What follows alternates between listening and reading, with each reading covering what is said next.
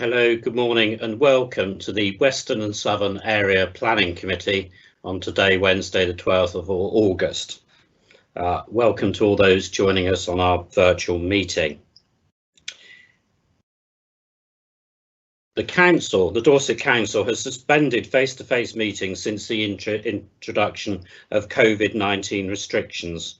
New regulations now enable decision-making processes to continue in accordance with government guidance on social distancing, and this meeting is being conducted under new rules for remote meetings following changes in the legislation. A recording of the meeting will be available following the meeting. Now, members, please mute your microphone if you are not speaking. With the exception of myself and the Vice Chairman to be elected, please turn your cameras off. Officers, please turn your video off unless you are speaking. Please use the chat function to let me know when you wish to speak. We will now have a roll call of members.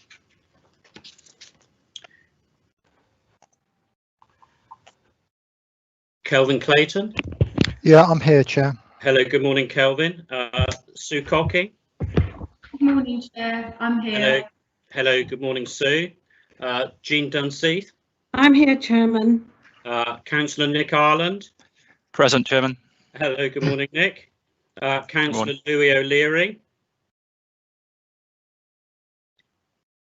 And Councillor David Shorter?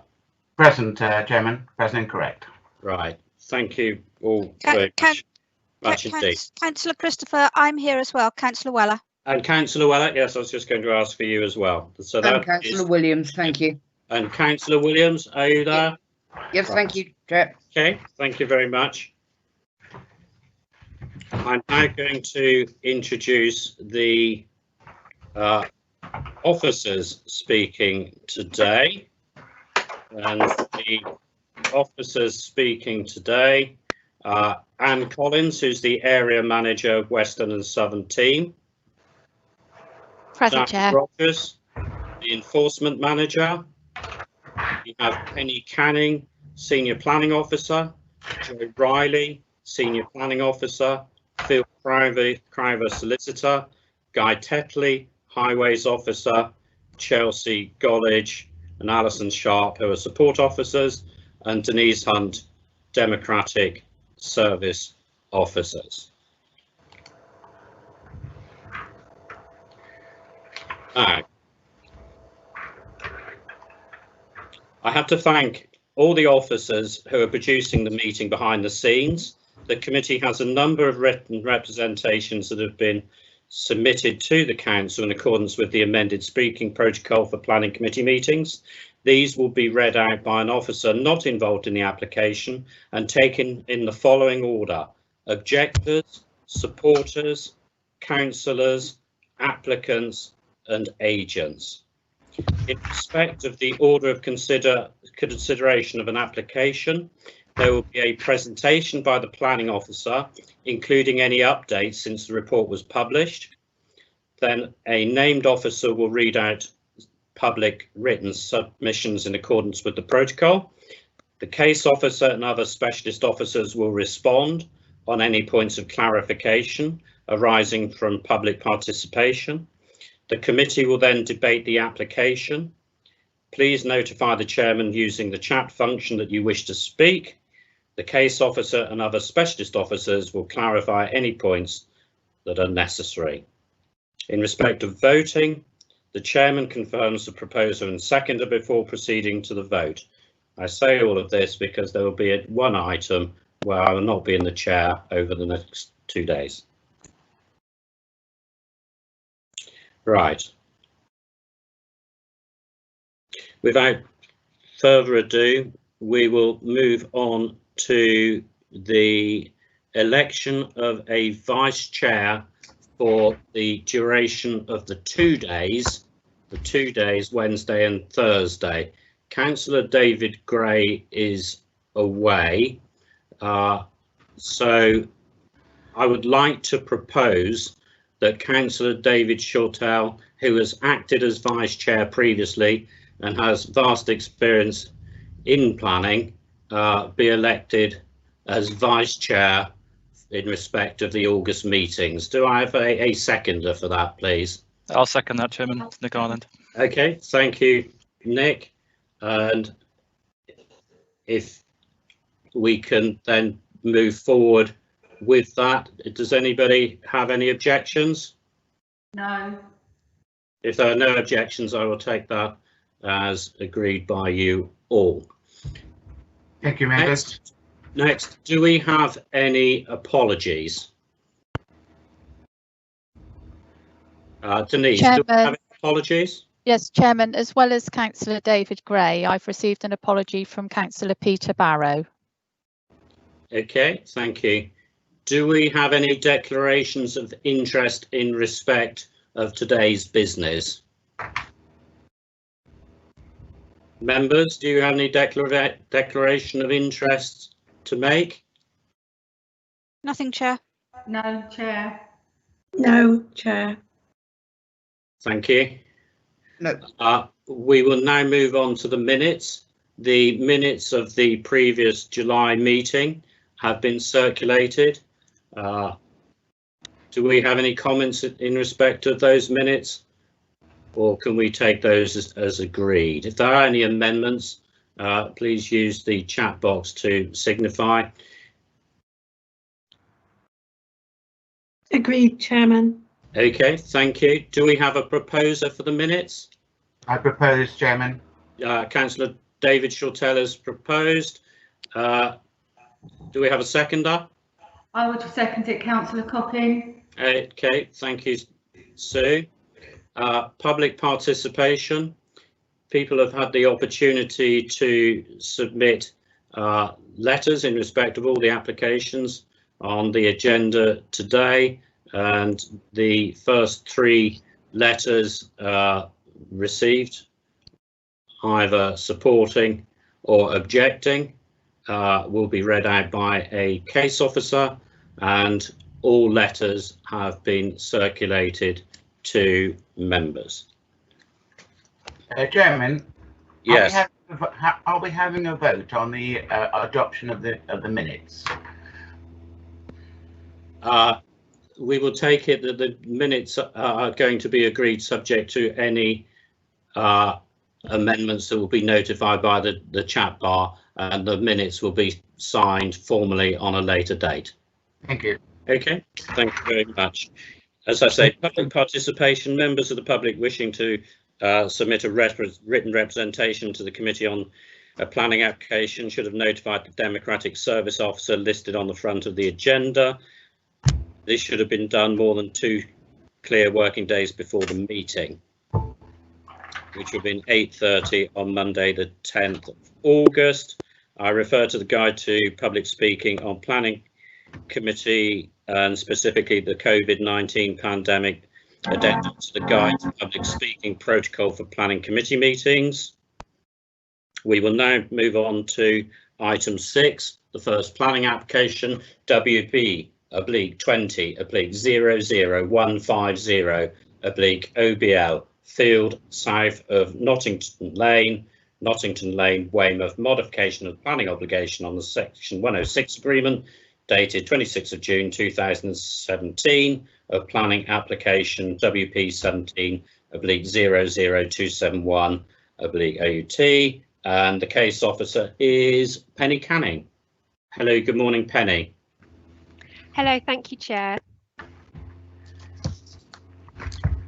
Please proceed with your presentation. Thank you, Chair. This is an application to modify a section 106, which was attached to a previous application, WP 17271 out, which granted permission for 340 dwellings. The modification is in relation to public open space.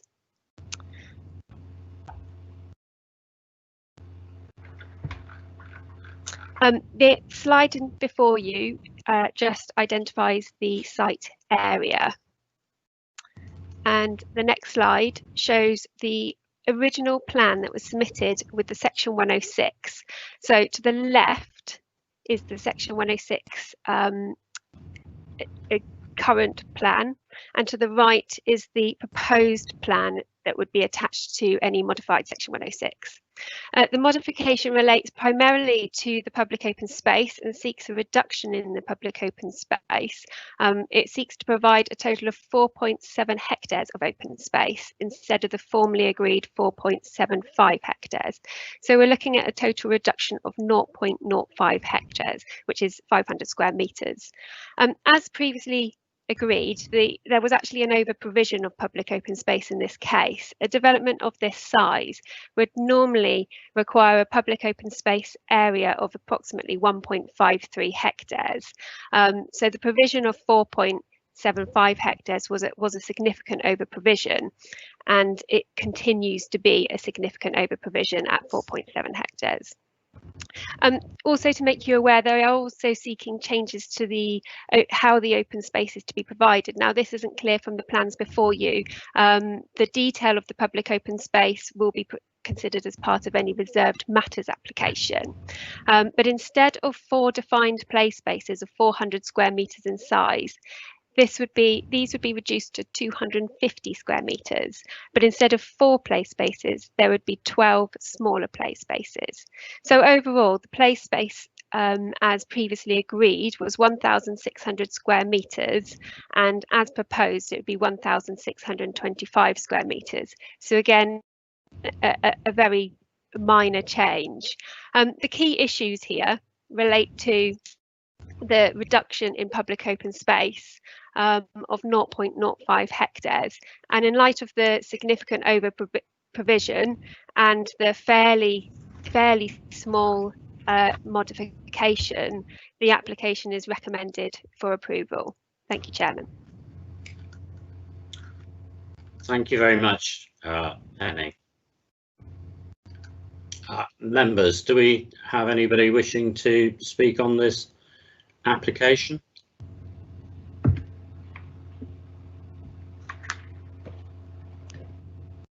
I'm happy to yes, propose Chairman. approval. Oh, sorry. Councillor Nick Ireland. I was just going to suggest, I was going to propose we go with the recommendation. Proposing approval. Kate Weller, I see you wishing to speak. Yes, please, Chair. Just a clarification, really. Penny, when you speak of 12 separate areas dotted around as play areas, I'm assuming that isn't 12 areas with play equipment on. It's just 12 open space areas where children can run around and throw a ball if that's what they want to do. Yeah, if I may reply, yes, some of the smaller areas will involve natural play. So a lot of it might be, I don't know, some timber balancing areas, that kind of thing. But no, not all 12 play areas will comprise fully equipped play equipment in the traditional sense. Thank you. The reason I asked that, Chair, and actually I chaired the planning committee that originally approved this, so I'm very well aware of it and the reasons why we wanted so much open space. The reason I ask about the play areas is that again, in my former life as being responsible for public play equipment, we were always concerned that a number of small play areas makes maintenance very, very difficult. It's very much easier to maintain a few good bigger playgrounds than a number of small playgrounds. You can't keep an eye on them, and it's not a good use of men's time. So I'm just concerned that we're not creating a rod for our own backs in having then to maintain these little sites of maybe one swing and a seesaw or something scattered all around the site. I don't have any objections other than that, but I am concerned on that future maintenance thing. Now, I don't know what the answer to that is, whether there can be conditions put in there, but it does, I think, need highlighting. Thank you, Councillor Weller. Do we have any other comments?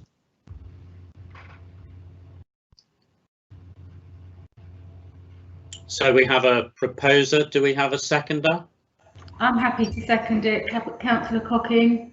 Thank you, Councillor Cocking. Do we have any other comments at all?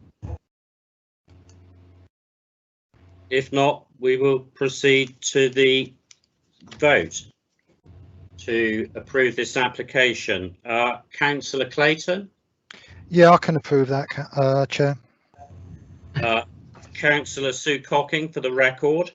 Approve it, Chair. Councillor Dunseith? Approved, Chair. Councillor Nick Ireland, for the record. I know you proposed it. Approved, Chairman. Councillor Louis O'Leary?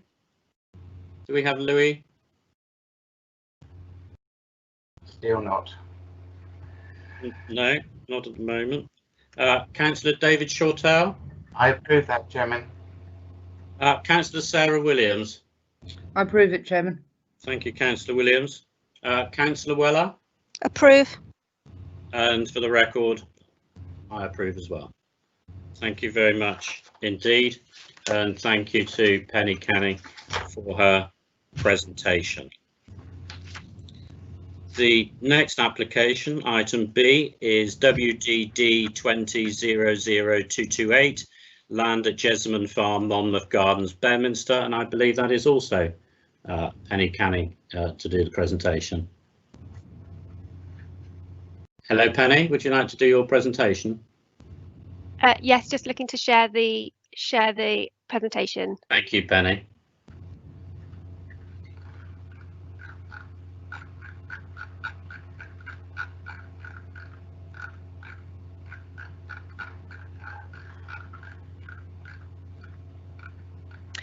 Thank you, Chair. Apologies for the delay there. Yeah, this application is in relation to land at Jessamine Farm or Monmouth Gardens in Bedminster. The proposal is to erect a dwelling, and the land is located to the northern part of Bedminster. You've got to the east of the site, you've got Bedminster and Mountjoy School. And to the south of the site is the wider town of Bedminster. To the north is the road running up towards through the tunnel and towards Mosterton area. And the site is located just at where this arrow is, in this paddocked area here within a wider agricultural field. The plan to the left shows the application site outlined in red, which would be accessed by an existing access of Monmouth Gardens, which is running along this area here where my cursor is. The plan to the right just shows where the dwelling would be located on that plot. So here's the little fenced paddocked area, and the dwelling would be located in there, the access running along here. And you can see the wider agricultural field and the boundaries. Also, just to note, there is a footpath that runs across the field, the lower part of the field, approximately from the entrance onto Monmouth Gardens, running in a diagonal southeast to northwest direction up to the northwest corner of that lower field. The plan to the left here before you just shows the location of the proposed dwelling in relation to the defined development boundary, and you can see that it's actually situated just outside of the defined development boundary. And the plan to the right-hand side outlines again the location of the dwelling would just be approximately where my cursor is. The property would be located outside of any high-risk flood area, but the access would just run into this area of high-risk flood area here. So just to highlight that for you. The dwelling would comprise a 1.5-storey dwelling. It would be clad in larch timber and under a tile roof. And these are the floor plans for you. The following pictures just try and provide you an overall overview of the site. The top picture shows the existing access of Monmouth Gardens onto the site. And the lower picture is taken from the start of that public right-of-way that runs diagonally across the field along approximately where my cursor is running here. And just to give you a point of reference, just see the fenced paddocked area here, which is where the proposed dwelling would be located. The pictures on the top of your screen are taken from, again, midway along this public right-of-way that continues up to that top corner. You can see a bit more clearly here that fenced paddock area, which is where the proposed dwelling would be located. And the lower picture continues along this right-of-way up to the northwestern corner, looking back at the site. It's very difficult to see in this photo, but the paddocked area is just approximately where my cursor is running now. Again, the upper picture is taken from the western boundary hedgerow, and the lower picture from the A3066 just outside of the site. The key planning issues relate to the principle of development, the visual impact and impact on the area of outstanding natural beauty, and the impact from flood risk. In this case, due to the well-landscaped boundaries of the site, the proposed dwelling is not considered to significantly harm the landscape character of the area or wider area of outstanding natural beauty, with the key vantage points actually quite limited to the short stretch of footpath that runs alongside the adjoining field. In terms of flood risk, the applicant has submitted an evacuation plan, which highlights how they would deal with a flood event. And in terms of the principles of the development, the Bedminster is considered to be a sustainable location, and the property is easily accessed from the main town. In light of the current housing land supply position that we find ourselves in, and given the limited impacts of the proposed development, the application is recommended for approval, subject to the following conditions. And the conditions are the relatively standard conditions, but include a landscape and tree planting scheme, and also condition the flood warning and evacuation plan that was submitted with the planning application. Thank you, Chairman. Thank you very much. Do we have any letters to be read out, Denise? A letter from the agent? Yes, I believe one of the support officers, Chairman, is going to read out the letter. Thank you, Denise. So if we can hear that letter read out, please. So this is a letter from Rachel Bird, the agent. Support the application. Morning, councillors. This statement is made by the agent for the application in support of the proposals. This application has been carefully prepared by the applicant and the project team. We are pleased to read that the proposal has been recommended for approval, subject to conditions by your authority's case officer. Concerns have been raised by the Town Council with regard to potential flooding on the site. Both the Environment Agency and your authority's technical services team, however, raised no objection to the proposals in this regard.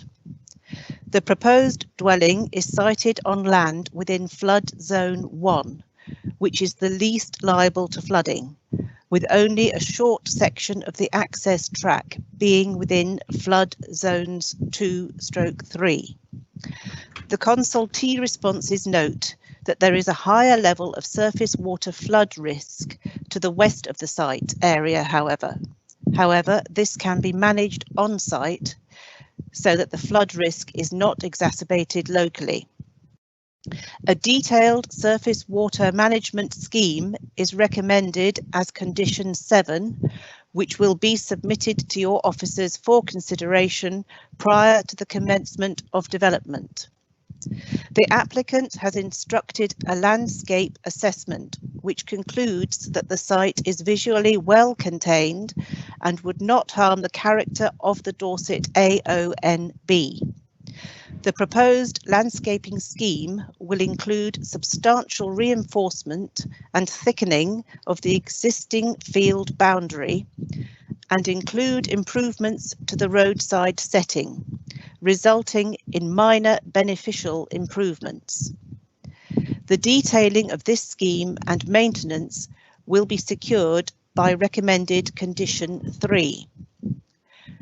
Whilst it is acknowledged that the site lies outside the defined development boundary of Beminster, Local Plan Policy SUS2, the Council cannot currently demonstrate a 5-year supply of housing land, and thus the policies for the supply of housing are considered to be out of date, and the NPPF paragraph 11D is invoked. The site is considered to be a substantial and suitable location for development, adjacent to the current settlement boundary and close to the existing services which town offers. The proposed 3-bed dwelling of 1.5 stories is a modest proposal with larch boarding and brick detailing. There have been no third-party objections to the proposal during the course of the application. The applicant is keen to secure a well-designed permanent residence on the site following a spate of burglaries and break-ins at the adjacent business to the north, Fox Joinery, which is in the applicant's ownership.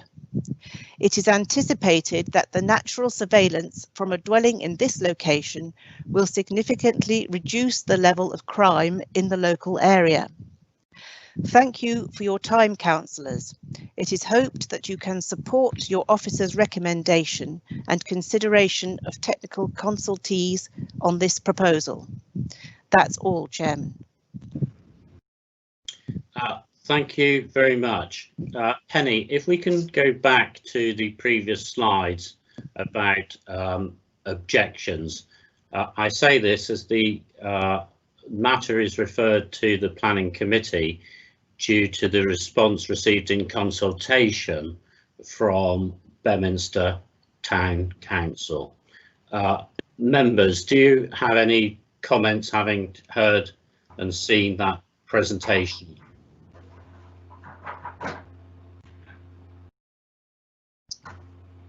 Yes, Chairman.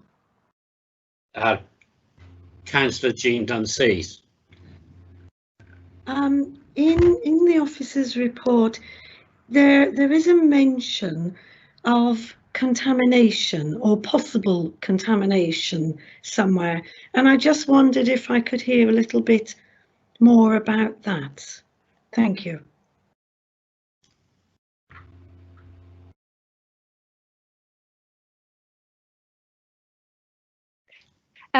Thank you, Chair. In relation to contaminated land, where contamination is considered to be a potential issue, what we could do is add a condition that requires them to notify us if any contamination was found, and then go through the necessary routes at that stage. Yes, I think that adding a condition would be a good idea. So, Penny, just to confirm, this application is in respect of a site that wasn't within the local plan, isn't in the neighbourhood plan. That's correct. It's not in any local plan, it's not in any neighbourhood plan, and it is not what is called an affordable dwelling. That's correct, Chairman. Right. Members, do we have any further comments? We've heard from Councillor Jean Dunseith. Does anybody else have any comments to make?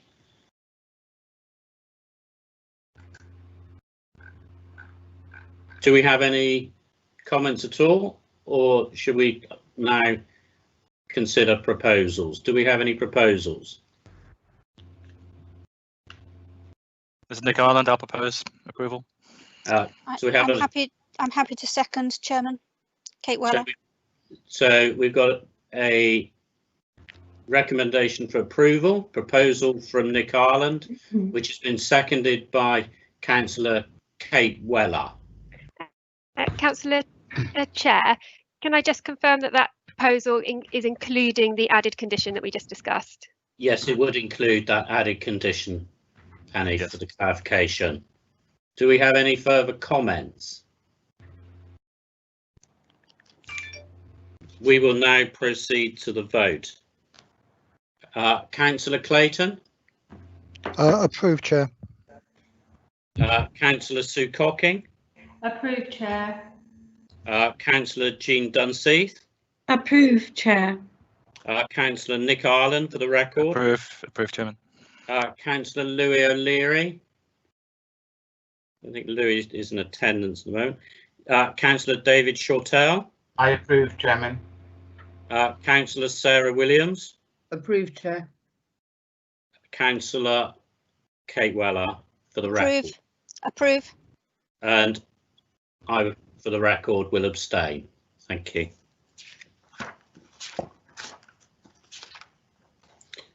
We will now move on to item C, case WD/D/20 00583 East Street, Beminster, DTA 3DT, which members will recall was deferred from a previous meeting, demolition of existing building and the erection of 5 dwellings. Councillor Knox has indicated she's wishing to speak. She does seem to be having difficulty signing on, but we will first hear from Mr. Darren Rogers. Hello, good morning, Mr. Rogers. Good morning, Chairman and members. Can you see the slide on screen, Chairman? I can see the logo, Mr. Rogers.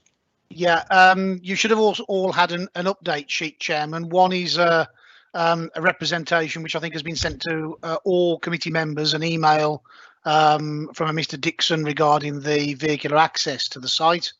And as part of the presentation, there's been an additional plan that shows the pedestrian and the vehicular access both as existing and as proposed, and I'll come on to that as part of the presentation.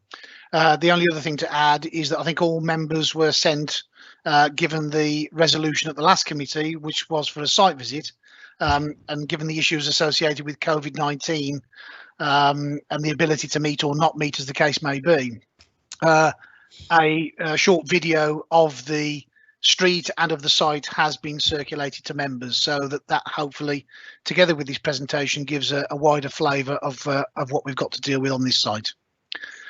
So yeah, 82 East Street. I'll try and be as swift as I can, Chairman, in terms of the presentation. Bearing in mind a presentation was given at the last meeting. It's the application to demolish an existing bungalow and erect 5 dwellings on the site. Just to remind ourselves, the application site is edged red, as you can see, and the existing bungalow is located here at number 82. This is East Street, a narrow street with properties at the back of the highway, given the lack of footpaths, given the historic nature of East Street. And then this area in blue, which is a linked pedestrian access from the site onto East Street. It's surrounded by residential dwellings with allotments to the south. And this slide shows the site in relation to the town centre. So our site is here in the southeast corner, and this is East Street running through here that leads, just bear with me a second, leads into the square of Beminster. So that from the site to the town is about a 5 to 10 minute walk. So that gives you the proximity. What this next slide does is it shows it in relation to the development boundary. So the black line is the development boundary and the red line is the conservation area boundary. And as probably one would expect, the conservation area excludes the more modern housing in Hollymore Lane, Hollymore Close, just to the east. And it also excludes the host dwelling, which is the bungalow itself. That's outside the conservation area. So effectively the whole of the site is largely outside the conservation area. This is the allotment gardens to the south. This is the aerial photograph that shows the site and the allotments and East Street running through the site. This is the access that leads to the existing bungalow, and you can see the garden area to the bungalow is largely located to that, and this is land that's also owned by the people, which is an undeveloped area of land. This was the proposed site plan, so access from the existing access, which would be widened given the access that currently exists, and I'll come on to the plans that show that in a second. And that would relate to a terrace of 3, access in front of that terrace of 3 leading to car parking, a pair of semis at plots 4 and 5, This is number 54 and 56 East Street, even though it's perpendicular to the main East Street thoroughfare. And the dwellings have been located in this area here to retain this visual gap from East Street as one walks through East Street, over and above the modern block of garages, to retain what conservation officers felt was a better approach to any development of this particular site. Photos, but I'll run quickly through these, Chairman, bearing in mind that members have had a video. So that shows the existing access, which has a splayed wall with timber kind of trellis fencing on the top, and then a narrow set of pillar gates that would be widened. East Street itself shows the narrowness of East Street, with cars parked primarily on the northern side. And then this is the application site. So the dwelling as existing is located here. This is the allotments to the south, and 54, 56 East Street is just over here, which is here. This is looking back towards the western boundary, with East Street running this elevation here. This is looking towards the side of the existing bungalow and the rear of the East Street houses. This is looking at the rear of 60 to 68 East Street. This is where the pedestrian access will be provided down into East Street. This is the rears of 64 to 66 and the rears of 54 and 56, which you can see here. And you've got this tree group, which is largely going to be retained, where the pair of semis would be provided here. This is the rear of 68 East Street and the garage block. 68's a more modern dwelling in East Street. And this is the rear of 70 to 80 East Street, again showing that garage block. So there's 70 to 80 just located there. This is from East Street itself. So this is the modern house at number 68, and then you've got the garage block itself, and you can see the host bungalow is located just there, which is just here. And this is the photographs from the rear garden of number 92. We've had representations from many, including the occupiers of number 92. So the host building is here, and this is just part of their rear garden. And the garden area at number 92 is is of a large size compared to other gardens for dwellings in East Street. So those pictures were taken from this little corner here at number 92. 92 also has this wider garden area as well. So you can see the position of number 1 or plot 1 in relation to that area there. And if I just show you the elevations, this is intended to be a kind of a 1.5 story high development with accommodation within the roof. Given a previous application, which we had serious concerns about in terms of a full 2-story accommodation with a roof on top. And the rear part of number 1, which is this dwelling here, in relation to that property at number 92, that would incorporate an obscure glazed bathroom, ensuite or toilet window. The next window is a bedroom window. So in terms of impact on the amenity, I'm generally satisfied with that impact. That's the ensuite facility that would be the window closest to that number 92. And you've also got the plots 1 to 3. And there are effectively, these properties will be 3 bedrooms. The side elevations show plots 1 to 3 in the roof plan. And the front and rear elevations of plots 4 and 5 are similar in terms of the 1.5 story high, but with attached garages. And these are intended to be 3 bedrooms or a study, or the study becoming a 4th bedroom. Side elevations and the roof plots of 4 and 5 as indicated. And these show cross-section drawings that go, you've got AA, which is effectively East Street, BB and CC. And as existing, that cross-section drawing shows East Street. There's that block of garages. There's number 68, the more modern dwelling with the existing bungalow. This was the the withdrawn scheme, should I say, that showed a full 2-story height with a roof on the top. And now what we have is a 1.5 story high, providing accommodation in the roof. So you can see the scale of the houses now compared to the withdrawn scheme but that's the one to focus on in terms of the merits or otherwise of the proposal. These are further cross-section drawings. So East Street is located here. These are the East Street properties. That's the gable wall of plot 1 to 3, and then set at the back of that is the pair of semis at plots 4 and 5, and that's 54 and 56 East Street. And likewise, East Street on this cross-section drawing is located here. This is number 64, and this is the pair of semis that will be located at plots 4 and 5 there. In terms of materials, Chairman, these are to be rendered with natural stone coins and lintels in limestone of Hamstone to reflect the materials used in the surrounding properties, and the windows to have white frames and front doors with a wood effect, again trying to reflect the local area and the cottage feel to these particular properties. Bin storage and car parking areas are indicated, as you can see on screen, with 14 car parking spaces in total. And this is the extra plan that was submitted primarily, Chairman, at your request, as I recall.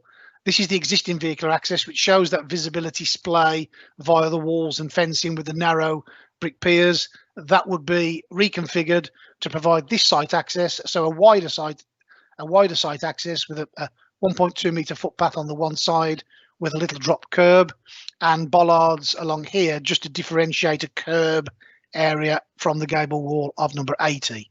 So that's the access for vehicles.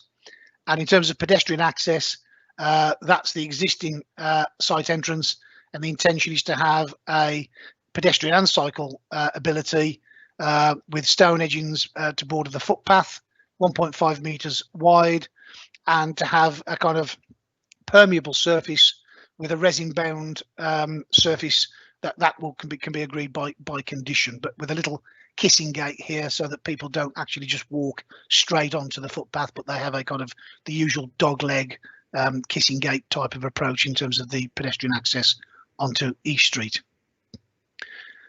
As before, Chairman, it's outside of the development boundary but adjacent to it, and we've just heard on the previous application the issues associated with housing land supply and whether there are any demonstrable and harmful impacts that outweigh that particular presumption in favour of development. We now feel the design and scale is acceptable, both in relation to the character of the conservation area and the AONB. Given the position of the site, we don't feel there's any significant harm to neighbouring amenity. There's obviously been a lot of talk, as there was at the last meeting, about highway impacts, but you'll see that there are no highway objections to the application, as is set out in the report, notwithstanding further representations received on that particular basis. The site is included as part and parcel of a mitigation proposal, so it would have to be deferred for a Section 106 agreement to get a financial contribution as a result of consultations that we've had with our natural environment team, and of course it would be still liable. So subject to that agreement, Section 106 agreement, Chairman, the application is recommended for approval subject to being delegated to secure that and to deal with the conditions as are listed in your papers. And I'll leave that proposed site plan, Chairman, back up on screen. Thank you. Okay, Mr. Rogers. In terms of representations, late representations have been circulated to members. You have heard the objections at the previous meeting, so those won't be read out. You have had an update on comments that the public have lodged. And I think I would reiterate at this point that for members to participate in this discussion, they should either have seen the video of the site prepared by Mr. Rogers and or attended the site, as I know some of you have, or have a particularly good knowledge of East Street in Beaminster, using it on a frequent basis. If you cannot properly say that you comply with those requirements, you shouldn't participate. So I would stress that. I do have now the next speaker, hopefully, Councillor Rebecca Knox, the ward member, who will speak in respect of highways matters because of the new slides that you have seen today that haven't previously been made available to you. Do we have Councillor Rebecca Knox?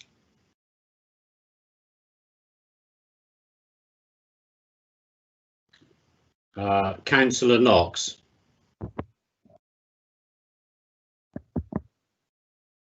Sorry, we're just waiting for the Bedminster Dorset councillor, Councillor Rebecca Knox. Are you able to join us?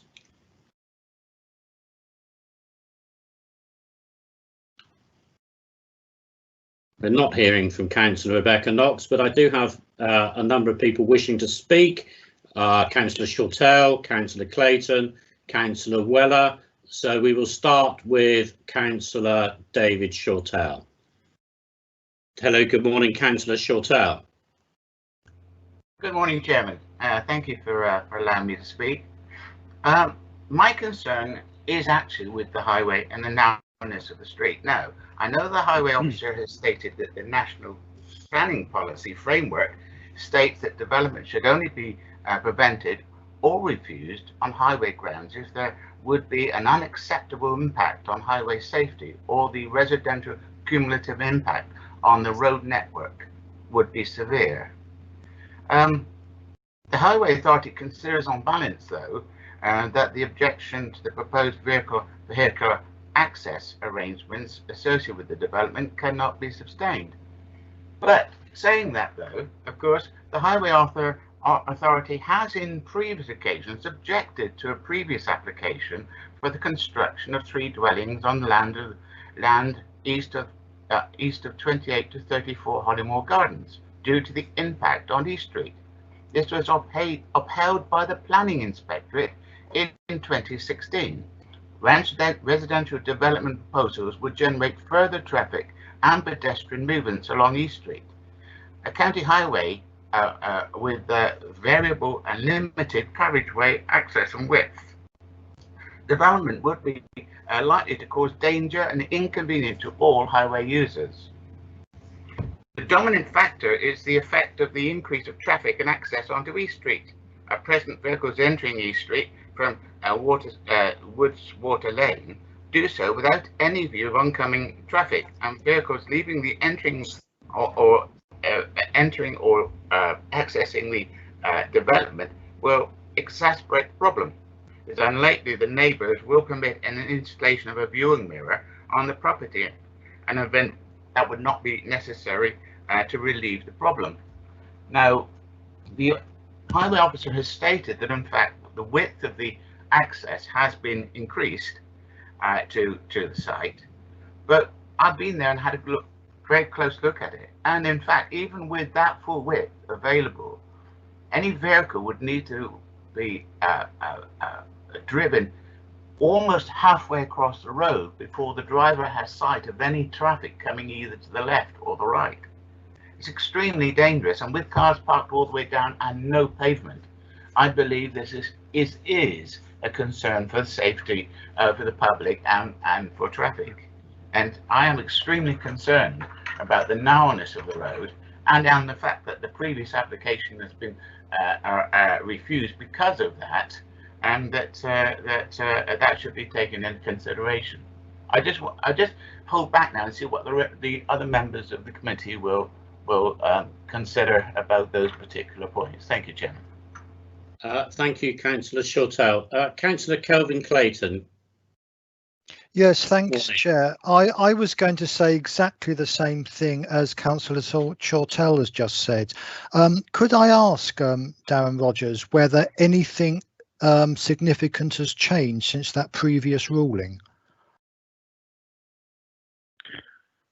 Which previous ruling are we talking about, Chairman? Just one moment. Let me just bring it up. The decision referred to for WD/D/15 the development 28 to 34 Hollymore Gardens, which was refused due to the impact on East Street and upheld by the planning inspector in 2016. Just wondering whether anything has changed since that decision. Okay. Okay, Councillor Clayton, what I think I'll do, I'll let Mr Rogers reflect on that, and we'll hear from Councillor Kate Weller. Thank you very much, Chairman. This is a really difficult one, I think, because the plans itself, and we're in the same situation as we were last time, spending a huge amount of time discussing the access, and I suspect we'll spend very little time looking at the actual buildings. I think the buildings look nice, and I think that they fit nicely into that plot. However, as well as seeing Darren's video, and thank you for that, Darren, I did visit the site and I spent quite a long time there, and watched the traffic and actually a surprising number of pedestrians walking up and down there.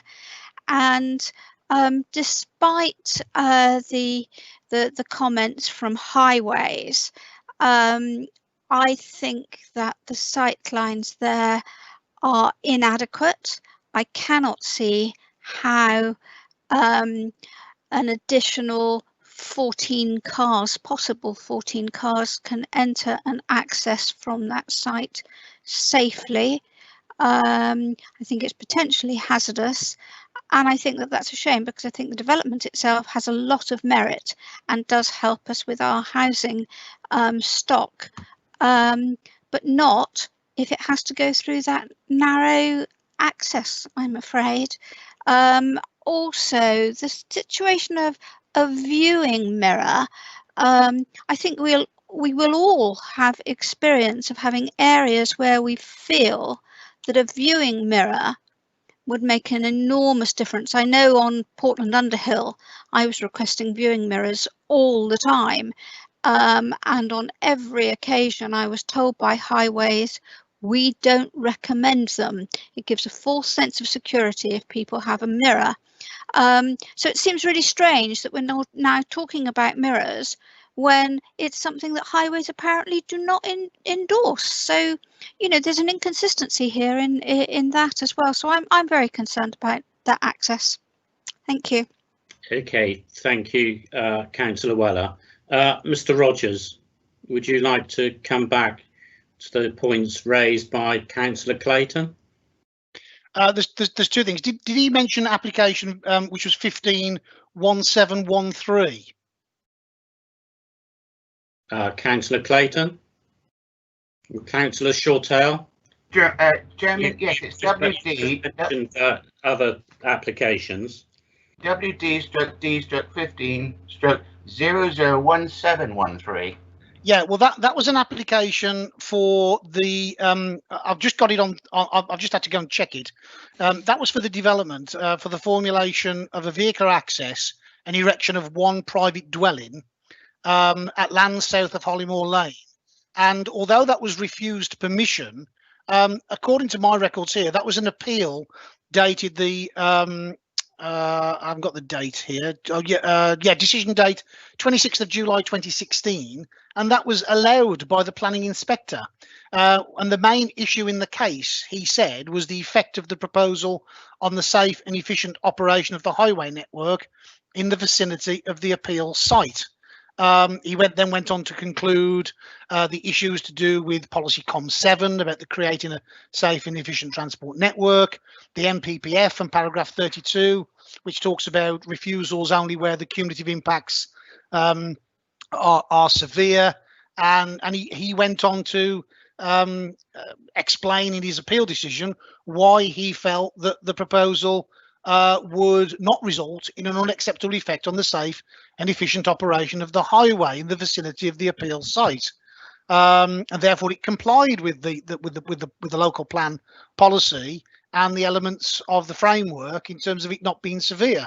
So that was an application that was actually allowed despite a refusal, and I think that is part and parcel of. Well, in addition to that, we've now got the planning application, which is now not being recommended for refusal by your highway officers.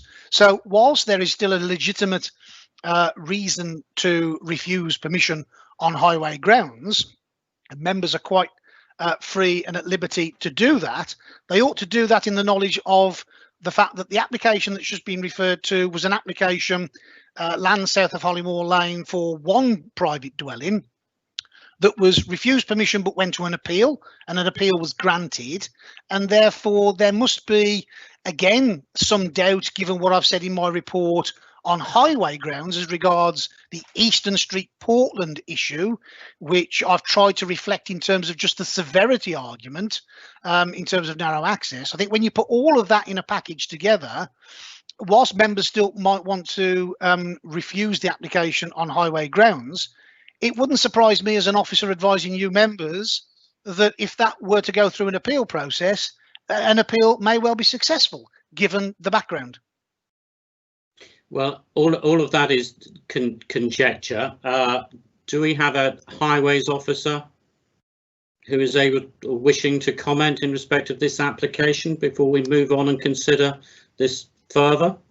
Morning, Chair. It's Guy Tetley here. Good morning.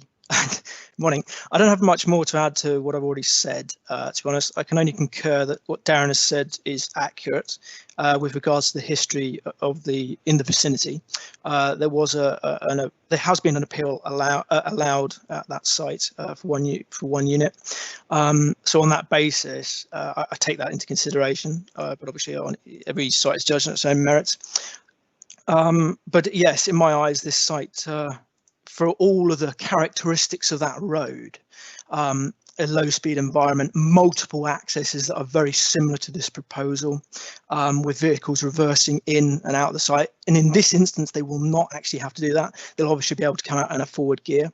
And given the likely amount of trips you're associating with this proposal, which effectively is only 4 extra dwellings, it's on that basis that I find, in my opinion, in my professional opinion, that I don't believe a reason for refusal will likely be sustainable. On highway grounds. Apologies, yes, to clarify, on highway grounds. On highway grounds. Yeah.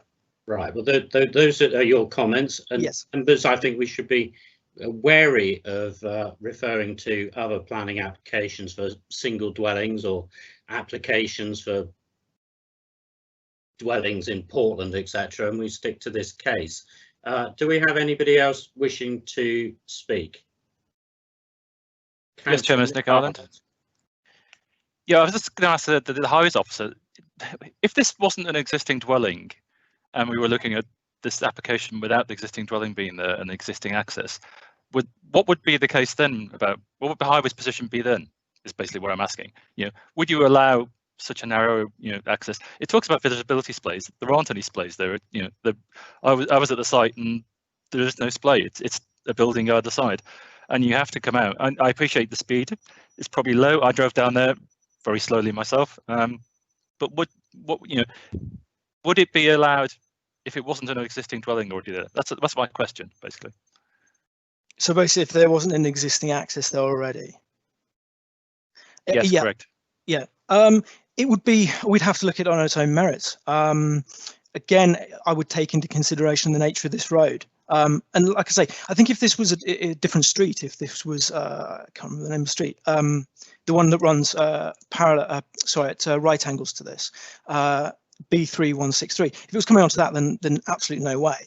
But given the nature of East Street, I would have to take into all the, as I've said in my report, all of the considerations that street has: the very low speed environment, low traffic, the nature, the amount of cars that are already parked along there, all of those aspects come into mind, and also the existing accesses that, as I mentioned earlier, that exist along East Street, and the majority of which unfortunately do not have on-site turning. So all of that comes into my considerations, I would say.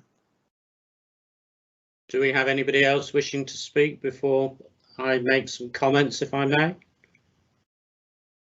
It would be quite useful if we could go to the photographs of the site taken from East Street, looking up towards the site, showing the existing houses on the southern side. So that's the houses on the southern side in the stone from the street. Can you continue? Bear me a second, go back. Yeah, keep going. Sorry. Let's just if we can identify. That's the start, Chairman. Well, this isn't the interesting matter, and you can continue down the street as you like. But the point is, if you look at the majority of those houses, Mr. Rogers, and I will come back to highways in a second, it appears to me that the majority of those houses are built in stone. And I do get the impression that people in Beminster are protective of their conservation area. Now, whilst these new proposed dwellings may have stone coins, stone park frontages, they will not be totally stone faced. And if you carry on to other photographs, I think you can see from the street looking up. So there's one from the street looking up to the site. Can we find that? There, for instance, I think this is a very good example. I know it is somewhat, how can I say, influenced by the size of the cars, etc. But if you look at the photographs on the left-hand side, you will see that the houses there are typically in stone, and the houses that we're going to have constructed if this application is passed will be constructed outside the defined development boundary and will be at odds with the majority of the houses within the street, in that they will not be stone faced. Where you have had some building in more recent times in East Street, those, i.e. further towards the town centre slightly, those have a much wider entrance, and they are they've been carefully constructed to be entirely stone faced. So I've got severe concerns about materials. I've got severe concerns about the access as well. Chairman, can I make a comment on the materials? If I can just make my comments about the access. I do beg your pardon. We have heard today from the various people saying that the access is narrow. In the previous meeting, you said that the access is sandwiched. You used the word sandwiched between the cottages on East Street, i.e. the vehicular access being sandwiched, and now you talk about a visibility splay. So I'm still concerned about access and the fact we're not building one house outside of the defined development boundary. We're actually looking at an application to build quite a number of houses, none of which are affordable, outside of the DDB. Mr. Rogers. Chairman, I previously said sandwiched on the basis of it was positioned between two gable walls of properties. So that's the sandwiched bit, not mean sandwiched as in squeezed, but just a location between two gable walls. So in terms of the visibility displays, what I'm talking about is the existing walls that are there at the moment, which provide no visibility display whatsoever, because as members have quite rightly said, there is no visibility display, bearing in mind the position of the houses either side. But that will mean that people will come out of that access at relatively very, very slow speeds, as was indicated by the planning inspector on a site on Portland. And I know that we should be locating and dealing with site specifics, which we are, but where you have an argument about the slowness of traffic speeds coming out onto an access, it's right, in my view, that members are aware of wider implications of the planning inspectorate and their planning inspectors where you've got similar issues. So that's that dealt with. In terms of materials, members could quite easily say that, notwithstanding the submitted details, that the properties shall all be stone in accordance with details to be submitted and approved. And I'm pretty sure that that wouldn't create a problem with the applicant, but that's something that you could easily attach as part of a condition that says, notwithstanding the submitted details that's indicated, all elevations shall comprise of stone in accordance with details to be submitted and approved. Thank you for agreeing with me in respect of that one point. I will leave it to members to decide whether in this instance the word sandwich is not dissimilar to the word squeezed. Do we have anybody else wishing to speak or any proposals?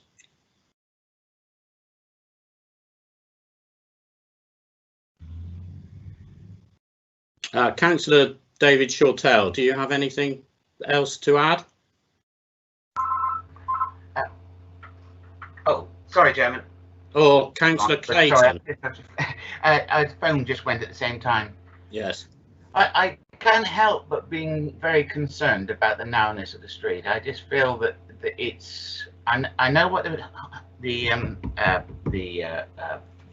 the highways officer is saying, but you can't get over the fact that that is a very narrow street without pavements and fairly busy as well. And the addition of a number of houses on this particular site will add to the problem. So I can't get over the fact I'm very concerned about it. I know that it's going to be very difficult to refuse in view of the fact the highways officer has stated there's no objection, but you know, one has to look at what it is, and you know, I'm not going to make a proposal at this particular moment in time. Let's see if anyone else has anything to say. I'm conscious we haven't heard from Councillor Sue Cocking or Councillor Sarah Williams. I understand, for instance, that you will have. You've put in the thing to put right to speak. I'm really concerned about. I know we can't refuse. We're being told we can't refuse it on highways, but living on Portland, and it has been compared to one on Portland, whichever way we're dressing it up. You know, we have lots of problems on Portland with parking and everything. People parking on pavements, and it's a real big issue at the moment. And I have real grave concerns about. I've looked at the video, and thank you, Darren, and I do really appreciate that you've been shielding and you went out specifically to do that. So thank you very much for doing that for us. But I do have a lot of concerns about that entrance and exit. And I don't feel comfortable approving an application where people are turning out onto that street and it's so narrow and people are parking their cars. And I don't know whether we need to take legal advice on if we were to refuse it on those grounds when highways are saying that we can't. But, you know, we're approving applications, and at the moment on Portland, we're having to deal with some of the implications because parking and highways was an afterthought. So that's my thoughts at the moment, but I don't feel, it's just too narrow a street. It's just too dangerous. People parking right outside their houses as it is. So that's my comments on it. Okay, thank you very much. Chairman, might I just come back on that? I mean, Councillor Cocking, thank you for the kind remarks about the video, Councillor Cocking. But she started off by saying, I know that we can't refuse it on highway grounds. Well, members can refuse it on highway grounds, but all we as officers are indicating to you is that if that were to happen, we are not confident that we would win any appeal on that basis. We may be subject to a costs application as a result of that. We may not be, but you are quite entitled to come to the view that you think that the highways issues here are significant and detrimental to highway safety, notwithstanding officers' views that we are suggesting that we wouldn't agree with that. Thank you, Darren, for that clarification. And I would be minded to go for refusal on those grounds if we came up with some suitable wording, because I unless there's another exit, if there was one entrance, one exit, I just don't think highway safety is not right on that. Thank you, Councillor Cocking. Can we hear from the legal officer? Do we have a legal officer, Mr. Crowther? Thank you, Chairman. Phil Crowther, yes. Mr. Crowther, good morning. Good morning. You have heard that members still have concerns on highway matters. I have obviously concerns that that this is an application to build a number of dwellings outside of the defined development boundary. This isn't in accordance with a neighbourhood plan. This isn't in accordance with the local plan. And I would also argue that it would affect residents' amenity because, for instance, refuse collection vehicles would have to park in the road, and it will affect residents' amenity. Do you have any points to add? Mr. Rogers has said that it is quite possible that the committee could refuse this on highways and other grounds. Do you have any comments to make at this stage? Chairman, other than to support what Mr. Rogers has said, in that it is entirely open to members to refuse the application on highways grounds if they think that is appropriate and have suitable reasons for doing so. I think it's correct. It's entirely correct for Mr. Rogers and Mr. Tetley to refer members to the previous appeal decisions. And that said, if members feel that there are differences in circumstances between those appeal decisions and this application, which means that you can differentiate this application on highway grounds from those appeal decisions, then again that's appropriate. And as Mr. Rogers said, it is possible that the council would face a cost application, and whether or not costs were awarded would depend on the reasonableness of the council's decision and its reasons for refusal. So that's not to put members off if the reasons are drafted comprehensively and reasonably. Right. Thank you very much, Mr. Crowther. Now, I have a whole host of people wishing to speak, and we will first hear from Councillor Sarah Williams. Thank you, Chair. I'd like to concur with everybody else that I think that the access here is dangerous. There's no pavements. It's an incredibly narrow street. There are cars parked opposite. There is also a access point almost diagonally opposite, which leads to about 20 houses. And I just can't see this being suitable for this number of houses and number of potential cars that will be going in and out of this. And particularly this road is heavily used by pedestrians, as I think as Nick already said, walking into the centre of Bedminster. And with no pavement, this access does not give them any safety at all. So I will second Sue Cocking to refuse this on access. Right, okay. Councillor David Shortell, do you have anything to add? We have a proposal for refusal and a proposal for a seconder for refusal. We will have to go. We would have to draft that wording, and we would have to defer the meeting. But Chairman, before we do that, we'll hear from. Can I interject, please? First, we'll hear from Philip Crowther. Thank you, Chairman. I would point out I do have a lot of other people wishing to speak, Mr. Crowther. Absolutely. Well, I'll be very quick, Chairman. My note of what Councillor Cocking said was that she would be minded to refuse on highways. I don't think she actually made a proposal. I would propose, it's Councillor Cocking, I would propose that it would be on refusal. And I was just looking at page 65 on the application, and it says the national, I don't know if this is correct, the National Planning Policy Framework, February 2019, paragraph 109 states, development should only be prevented on refusal highway grounds if there would be an unacceptable impact on highway safety or the residual I can't say it, impact on the road network would be severe. So could we use that as some form of the wording? Thank you, Councillor Cocking. We'll let Mr. Crowther think about that a second.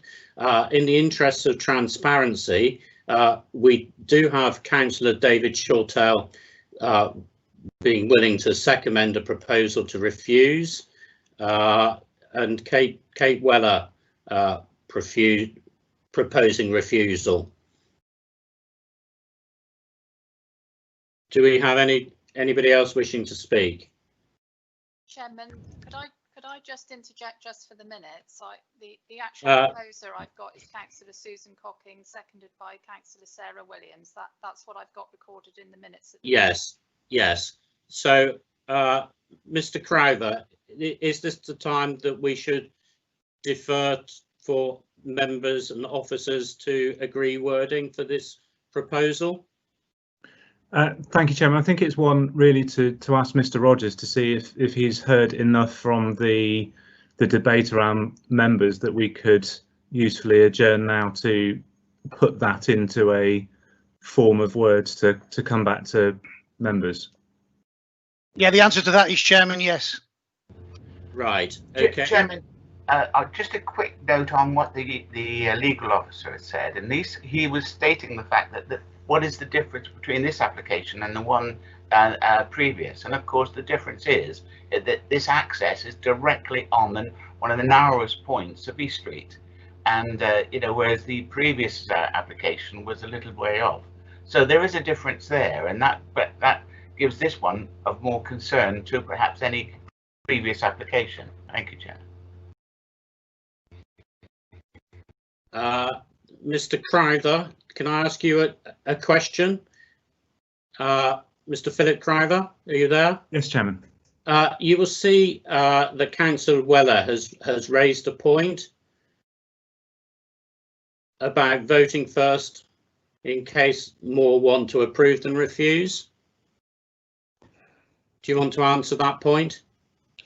Thank you, Chairman. I think in order to have the vote and have a vote which is contrary to the officer recommendation, it's appropriate to adjourn so that officers can formulate that reasons to make sure that that the reason for the refusal properly represents what members are voting upon. If that vote is then lost, okay, then as Councillor Weller says, then we'd be looking for a new proposal on which members could then vote. Okay, so this meeting will now be adjourned and the public video will temporarily cease.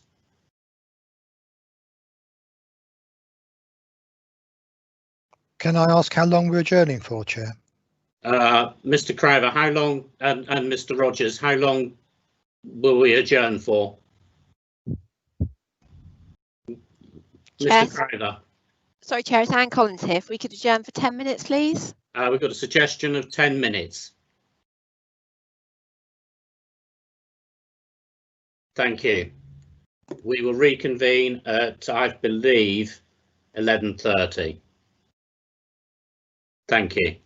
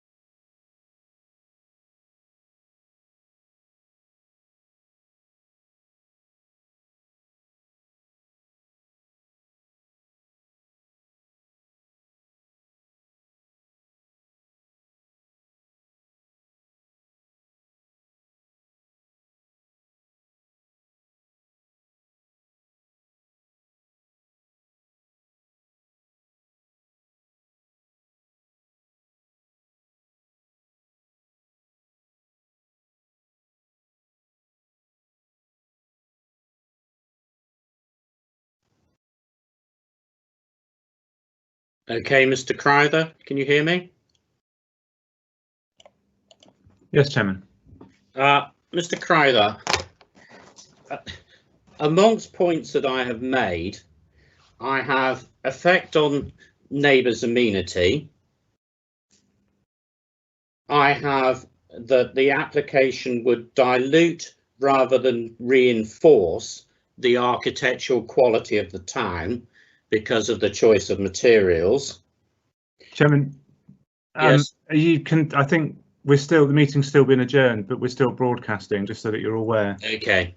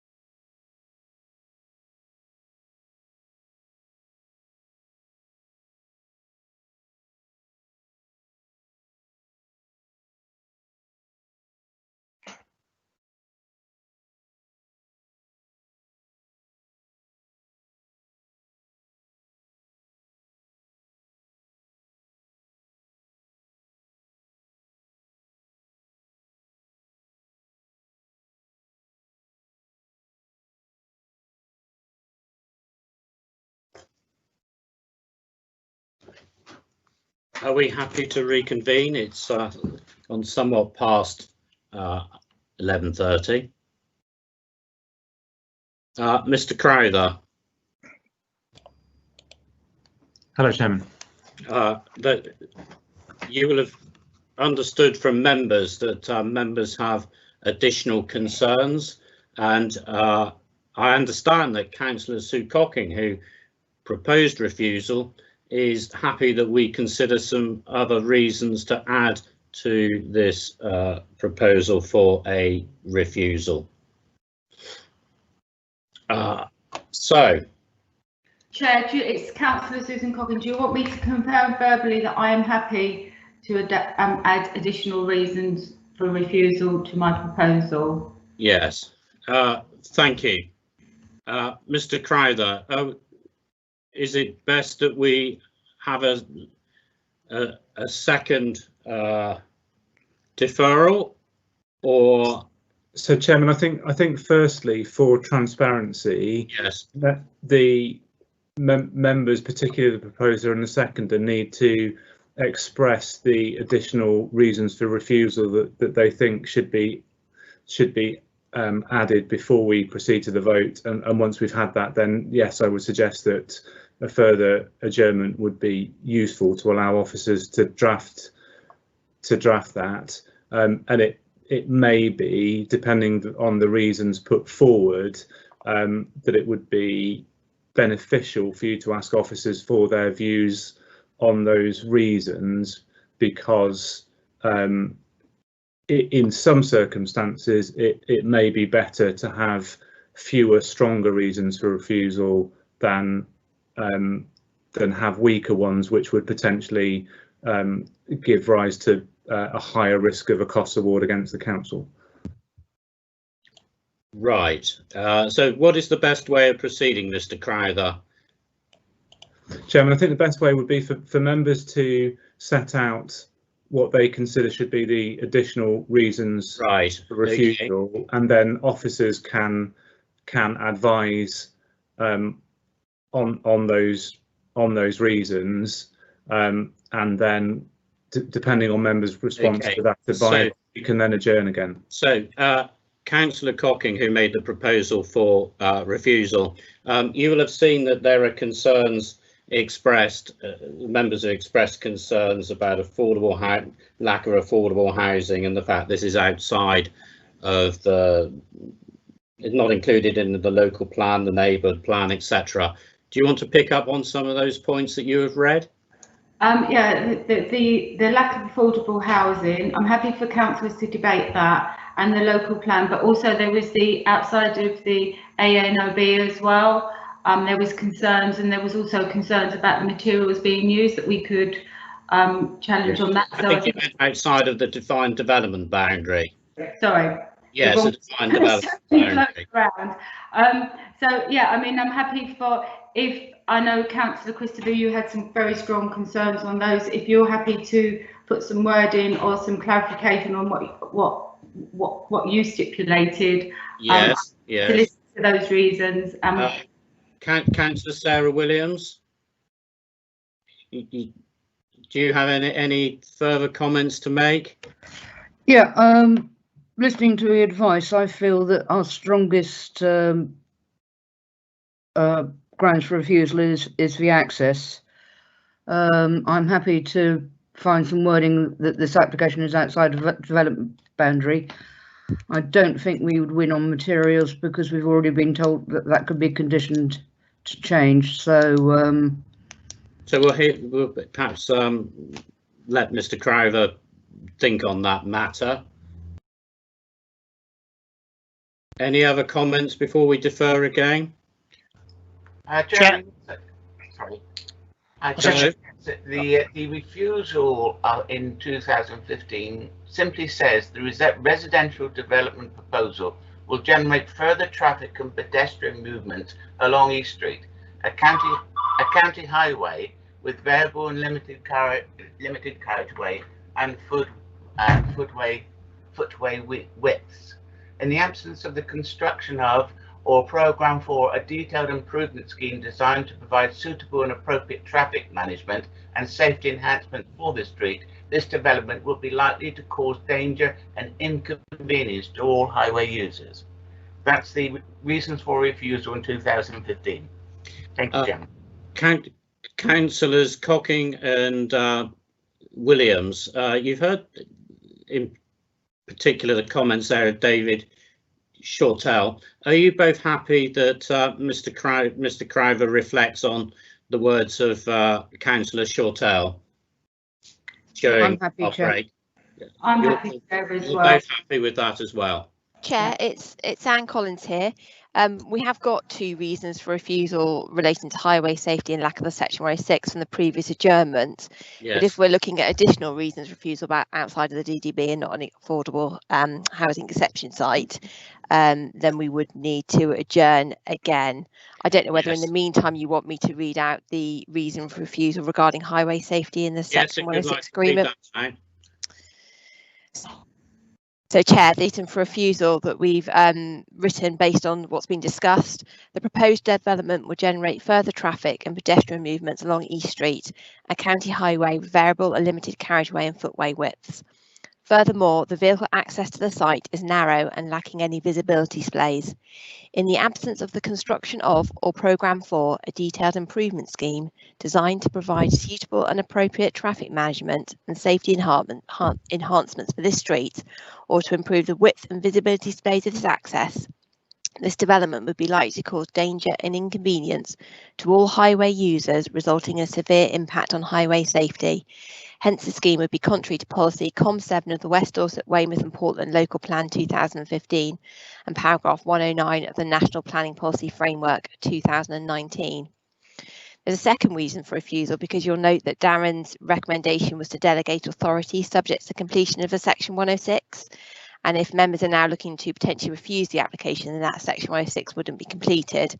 So the second reason for refusal would read, in the absence of a Section 106 agreement to secure a financial contribution to off-site ecological mitigation, it is considered that the proposed development would result in the unacceptable loss of semi-improved grassland in which are present Dorset notable species, and as such the development would adversely impact on biodiversity contrary to policy EMV2 of the West Dorset, Weymouth and Portland Local Plan, the Biodiversity Compensation Framework and paragraph 170 of the National Planning Policy Framework 2019, and as such the refusal of the planning application accords with paragraph 175 of the NPPF.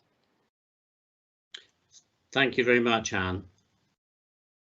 So we will now defer. Chair, should we adjourn for a further 5 minutes? Would that be acceptable to members? Chairman, can I suggest 10 because 10, yes. I was going to suggest if we reconvene we'll reconvene at 11:50, 9 minutes. Simon, before Hello. we adjourn, as seconder, I'm happy with what's been written so far. I just think you should check with Sue whether she's happy with it as well. Yeah, I was going to say before we adjourned, I'm happy with those proposals that the officer Anne Collins has made. So the wording and everything. Okay, thank you. Any other comments, Sarah? No, I'm happy with the proposal for refusal. Reconvene 11:50. Many thanks, everyone.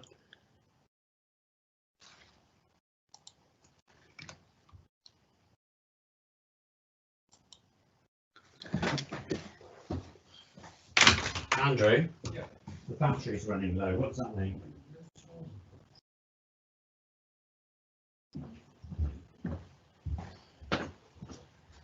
Is the camera off? Yeah. Is it muted?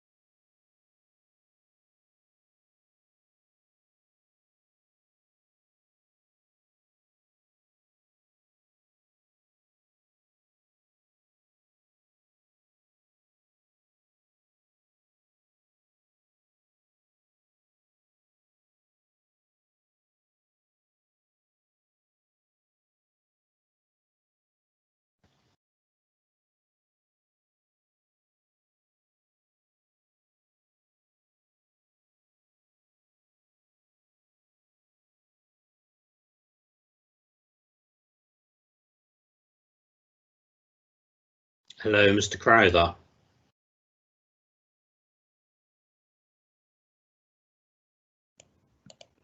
Hello, Chairman. Are we at a point to continue? Chairman, it's been Mr. Rogers and Mrs. Collins that have been drafting the conditions, Yes. rather the reasons, sorry, rather than me. So I think it's a question for them. It's a question for them, but I think we can ask them when we come back after the adjournment.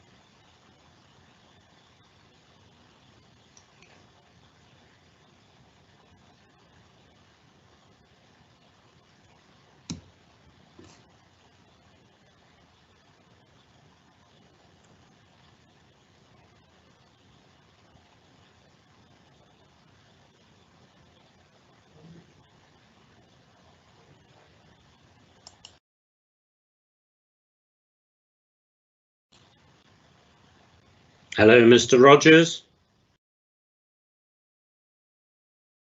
and Mrs. Collins.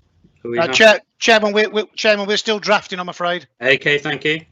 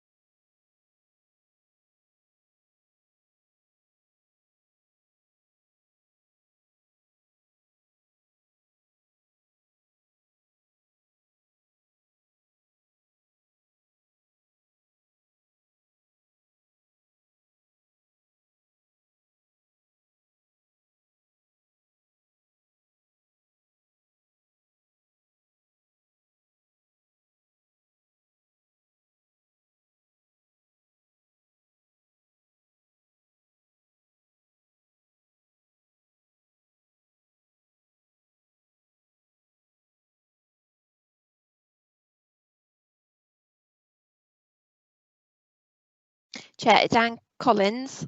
I think we've finished our drafting and I've potentially got something that I can share on my screen with you if you wish me to do so. That is absolutely fine. If we could now recommence the meeting. Right, if we can now proceed to hear the wording that's been drafted by Anne Collins with the assistance of Mr. Darren Rogers.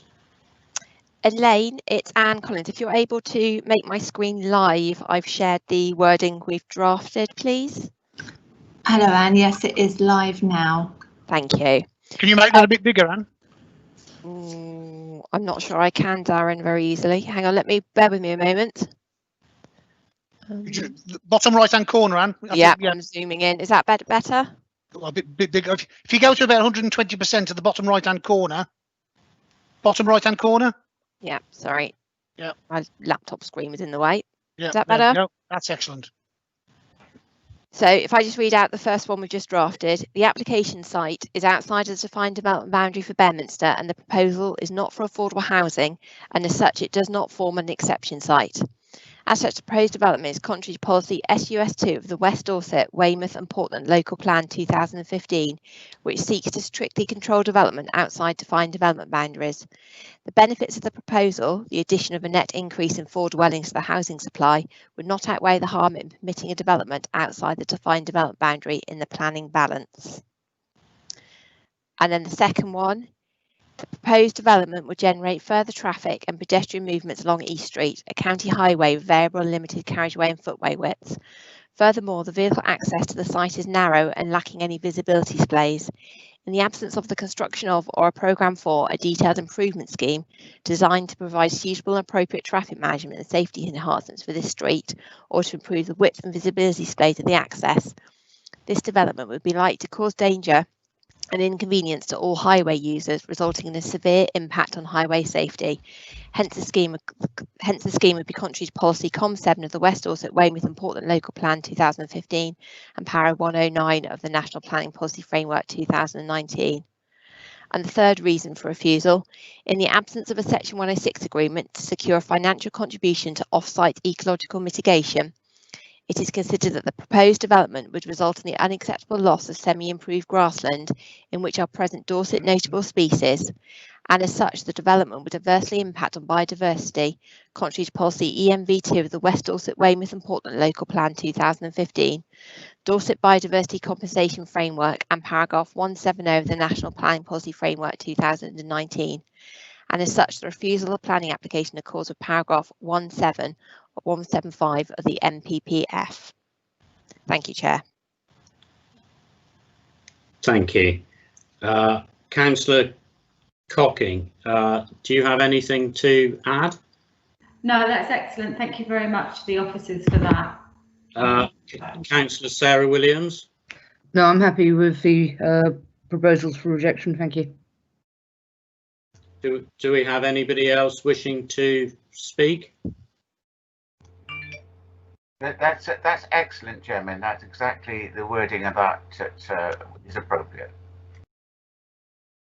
I have one small point to make to Anne Collins. You commented it doesn't form an exception site. That would include the fact that there are no employment or any security reasons why 4 additional houses should be constructed on this house. Does that cover that point, Anne? I was referring, Chair, to exception sites sort of in terms of affordable housing, because we have a policy.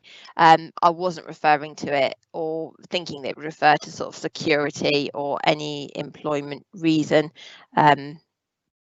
because this isn't a remote site where normally such a proposal would come forward anyway. Right. Okay, so I take it that we have a proposal from Sue Cocking for refusal on these grounds. Is that the case, Sue? Yes, that is for the record. Yes, Chair, that is the case. Councillor Sarah Williams, you will be happy to second this? Yes, I'm happy to second this. Right, so we will now proceed to a formal vote, and I will ask members of the committee to vote accordingly. Councillor Kelvin Clayton, we have a recommendation for refusal. Are you happy with that recommendation? I support that recommendation, Chair. For the record, Susan Cocking, do you support the recommendation for refusal? Yes, Chair, I support the recommendation for refusal. Councillor Dunseith? I support the recommendation for refusal. Councillor Nick Ireland? Yes, Chairman, I support it as well. Councillor David Shortell? Thank you, Chairman. Yes, I support it wholly. Councillor Sarah Williams, for the record? Yes, I support the recommendation for refusal. Councillor Kate Weller? Support. You support the recommendation for refusal? Yes. Good. And I also, for the record, support the recommendation for refusal. So this application has been refused. We will now move forward to the next item, which is item D, WD/D/1900797, St Andrew's House, St Andrew's Trading Estate, Shoe Lane, Bridport, DT6 3EX. And we have a planning officer. Hello, good afternoon, Joe Riley. Just get myself organised. Let me just do that.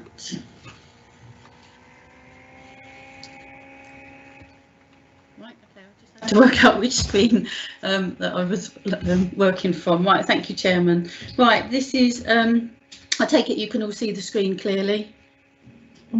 Joe, hello, it's Elaine. Yeah. We haven't shared it. I haven't shared it, sorry.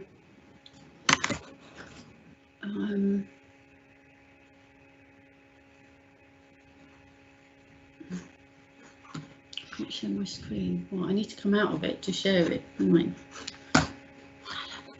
I can't share my screen. Just give me a moment and I'll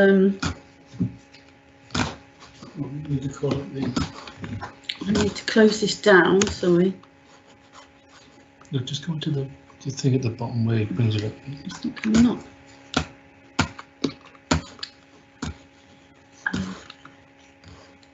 It's not coming up. What? Hang on, I have to just close this down. Get back to Teams, sorry. Teams. Share my screen. That's it. Then back to the PowerPoint. Are you seeing my screen now? Are you seeing my screen now? Yes, Joe, we are. Yeah, We are, okay, Joe, right, yeah. thank you. It's just getting it in the right order. Right, okay.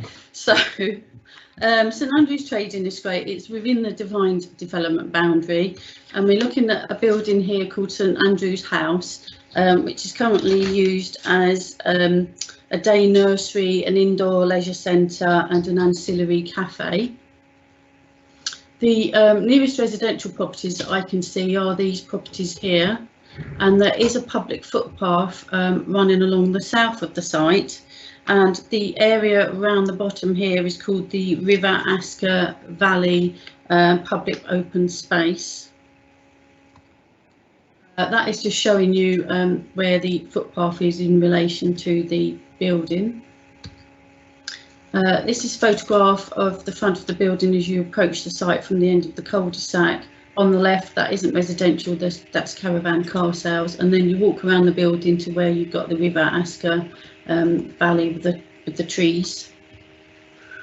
This is the south-east elevation of the site, and the proposal is for a walkway going along here and a seating area so that the users of the facility can use that as outdoor amenity space. This is looking at from where the trees are. There's quite a substantial boundary, so if you're looking across you can't really see where the walkway would go and the seating area. So this is a site plan, so it's a bit skew with. So this is, there's quite a, that substantial tree belt there going along to the south that separates the building from the public footpath. That's a bit clearer on this one that you can see, and the walkway is to go along here and round to this little corner which is the seating area. And the next plan you can just see it looks like about half a dozen covers there for the seating area. The proposed materials are galvanised steel. The reason that it has come to committee is because the parish council objects that it will overlook the tranquil green area of the River Asker Valley, which is in the OMB, and although there are no residential dwellings adjacent to the site, there are a number which could be considered to be within acoustic range. That's just showing the first floor. So if I go back to the aerial photograph,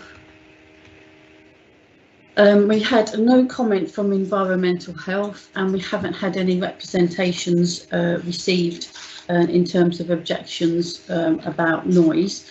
So we are recommending it for permission. That's the north-east facing elevation, which you can see the walkway and the seating area is at first floor level.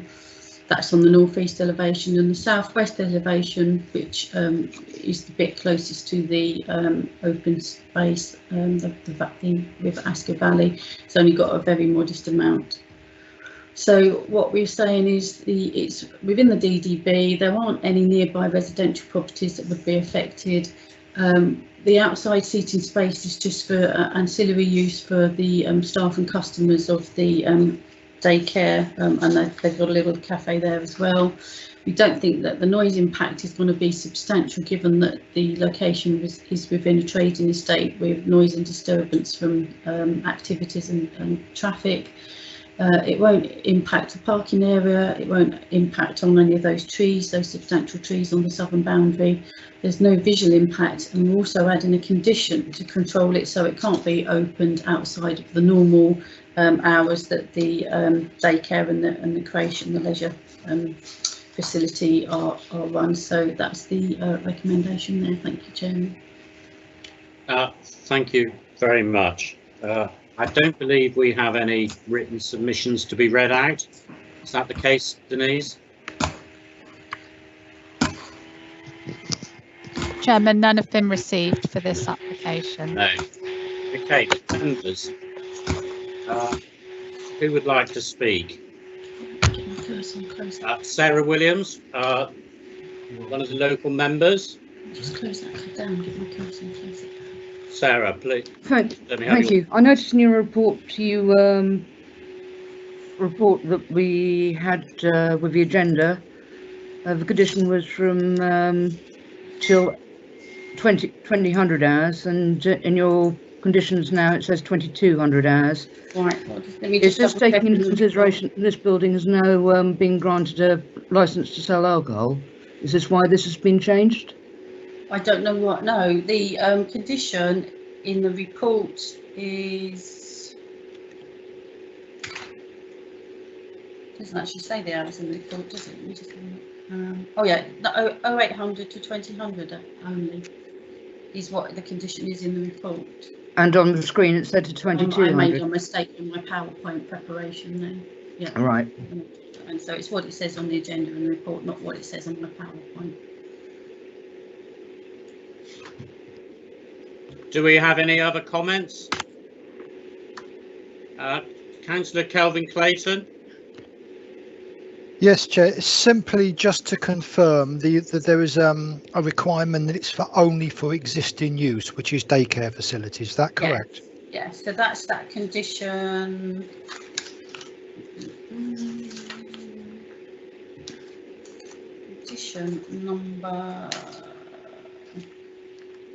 Condition number 5, the walkway and seating area hereby approved shall be used in association with the existing uses of the building, which is class D1, creche, daycare, nursery, leisure, indoor sports and recreation, and ancillary cafe.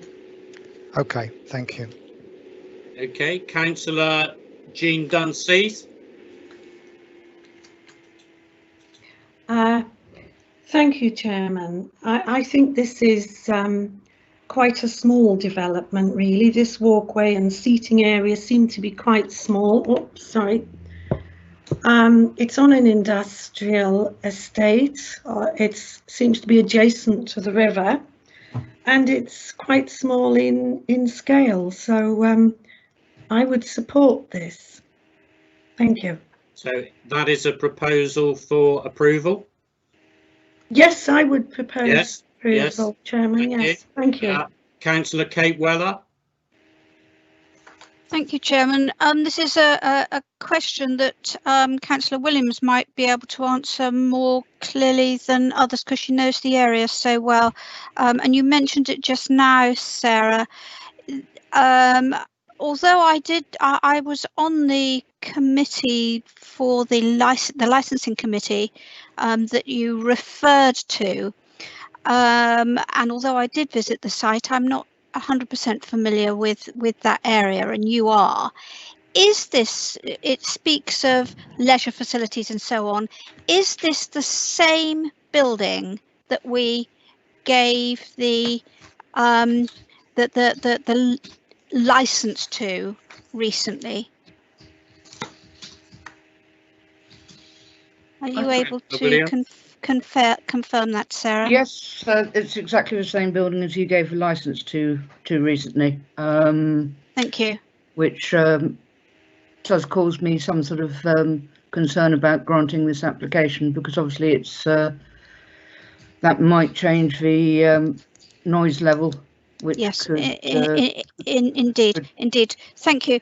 In that case, Chairman, whilst I have no problems with it being used ancillary to the childcare, although I wonder how appropriate a first floor walkway is to childcare, I have grave misgivings about it being used for the whole building, because of the use of the whole building in other respects with the licensing and parties and everything else. So I would not, because of the overall use of the building, I wouldn't be in favour of this application, I'm afraid.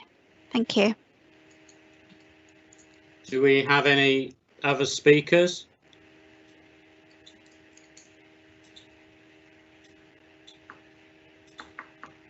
Councillor Clayton, do you want to come back on any points? No, Chair, I don't think I do. I mean, there is a slight concern, but the residential property, to my understanding, is some distance away. And if there's a time limit of 2000 hours, that's correct, isn't it, Joe? Yeah, 0800 to 2000. Yeah, I've got no concerns. Okay, we have a proposal for approval, as I understand it, from Councillor Dunseith, who proposes approval, and Councillor Weller, I take it, is proposing refusal. Do we have anybody to second either of those? Chairman, I'm simply saying that if there is a vote for approval, I would vote against. Right, so we only have a proposal for approval. Do we have a seconder for approval? Go on, Chair, I'll second it. Councillor Clayton. Councillor Clayton. As we have Mr. Crowther in attendance, does Mr. Crowther want to make any comments at this stage? No, thank you, Chairman. Right, so we have a proposal for approval. We have a seconder. So I will go through the list of members. Kelvin Clayton, for the record. Yeah, approve. Sue Cocking. Approve. Jean Dunseith, for the record. Approve. Councillor Nick Ireland. Approve. Councillor Louis O'Leary. I don't know if Louis is actually with us at the moment. Councillor David Shortell. I approve, Chairman. Councillor Sarah Williams. I abstain, Chairman. Councillor Weller.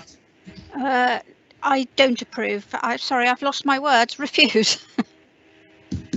And for the record, I will abstain.